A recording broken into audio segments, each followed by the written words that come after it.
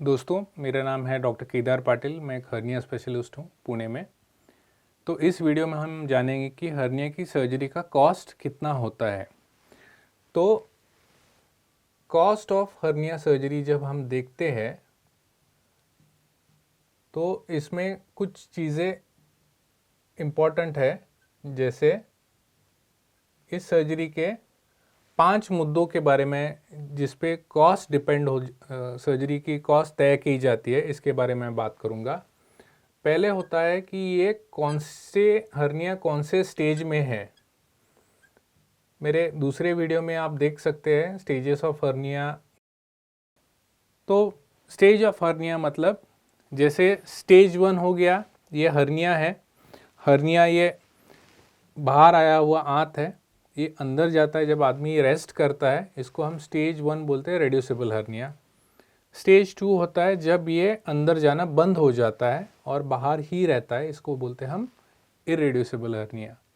ये दोनों early stage hernia है, इसको हम एक प्लान्ड ऑपरेशन के ज़रिए या इलेक्टिव ऑपरेशन के ज़रिए इसको ट्रीटमेंट करवा सकते हैं। प्लान्ड ऑपरेशन माने ओपन सर्जरी या दूरबीन से की जाने वाली सर्जरी।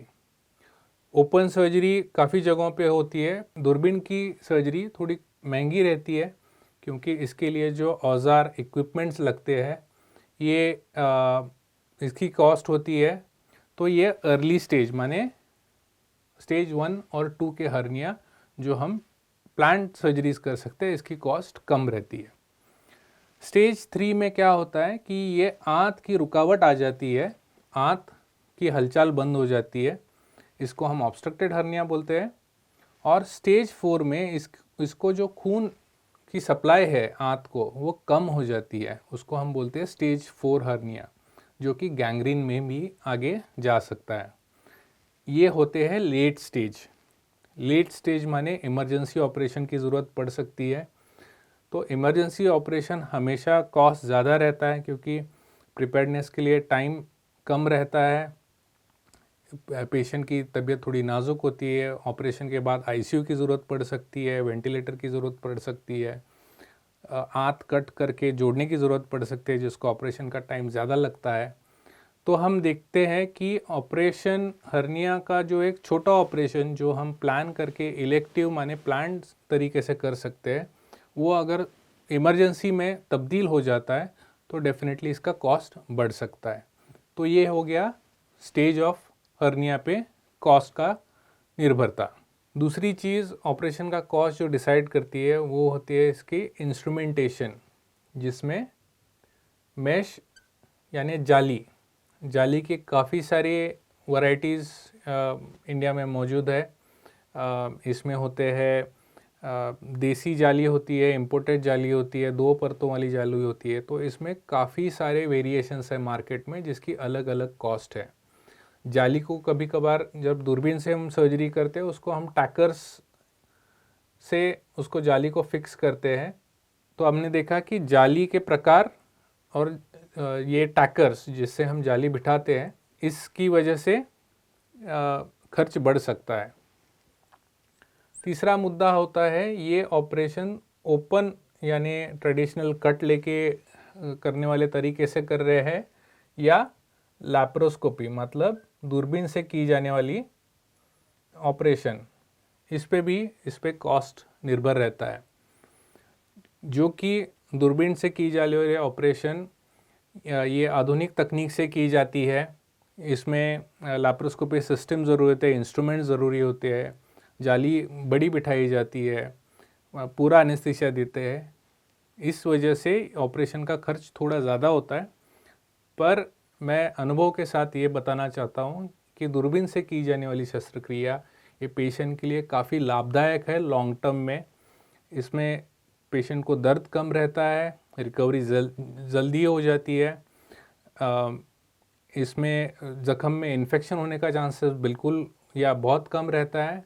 और हर्निया हम पूरी तरीके से अंदरूनी तरीके से मतलब अंदर जाके अगर बड़ी जाली बिठा देते हैं तो दोबारा होने का चांसेस बहुत कम रहता है। चौथी बात होती है आप ये ऑपरेशन कहाँ पे करवा रहे हैं। ये ऑपरेशन आप छोटे नर्सिंग होम में कर रहे हैं या बड़े कॉरपोरेट हॉस्पिटल या बड़े अस्पताल में करवा रहे हैं, इस पे ये कॉस्ट डिपेंडेंट होता है।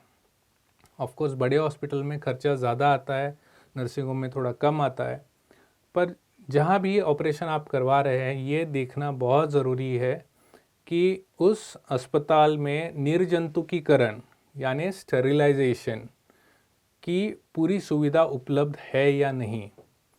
तो कॉस्ट के चक्कर में आके कॉम्प्रोमाइज़ सेटअप्स में ये ऑपरेशन करवाना मुनासिब नहीं है। और लास्ट मुद्दा दोस्तों बहुत इम्पोर्टेंट जो है कि ये ऑपरेशन कौन कर रहा है। एक क्वालिफाइड डॉक्टर जो इस प्रकार की सर्जरी में ट्रेंड है, इससे अगर आप ये ऑपरेशन करवाते हैं तो डेफिनेटली कॉस्ट थोड़ी ज़्यादा हो सकती है। कम कॉस्ट के चक्कर में आके इन चीज़ों पे अगर आप कॉम्प्रोमाइज़ करवा रहे हैं तो ये आपके लिए लॉन्ग टर्म में ये हानिकारक हो सकता है। और अंत में दोस्तों मैं एक बताना चाहता हूँ, जो हम कॉमन देखते हैं कि लोग फ़ोन करके फ़ोन पे हर्निया की सर्जरी का कॉस्ट पूछते हैं। इन सारी वजहों से हर्निया की कॉस्ट अलग केसेस में अलग होती है। तो ये कमोडिटी नहीं है, आप कंसल्ट करवा लीजिए और उसके बाद ही हर्निया की कॉस्ट जान लीजिए। इन मुद्दों के ज़रिए जैसे हमने ये सारे मुद्दे देखे, तो अलग अलग शहरों में अलग अलग अस्पतालों में हर्निया सर्जरी की कॉस्ट 25,000 से 2 लाख तक वेरी होती है इन सारे मुद्दों की वजह से। तो ये समझना, ये जानना बहुत ज़रूरी है दोस्तों। तो इस वीडियो में आपने देखा कि हर्निया की कॉस्ट, सर्जरी की कॉस्ट कैसे तय की जाती है। उसके 5 मेन मुद्दे: stage of hernia, instrumentation, open या दूरबीन से कर रहे हैं, कौन से अस्पताल में करवा रहे हैं और कौन कर रहा है। इन मुद्दों के ज़रिए हर्निया की सर्जरी की कॉस्ट तय की जाती है।